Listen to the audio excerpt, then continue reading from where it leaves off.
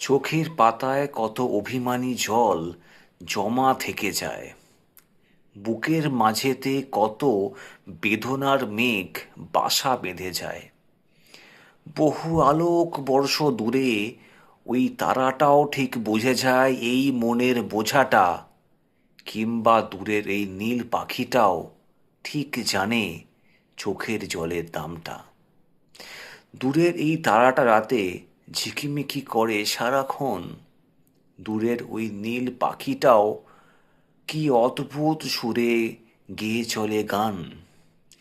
মনের কোণে প্রতি ক্ষণে ক্ষণে বয়ে চলে ঝড়, লিখে চলি কত কবিতা, কথা বলি রাতে জোনাকির সাথে, গেয়ে চলি গান জোছনার রাতে। চেপে রাখি কত বেদনা। কবিতাটির নাম অভিমানী জল। আর কবিতাটি কার লেখা? কবিতাটি আমার লেখা। Yes, I've just now recited my self-composed poem, অভিমানী জল, from আমার কিছু না বলা কথা অ্যান্ড আমার লেখা হাবিজাবি।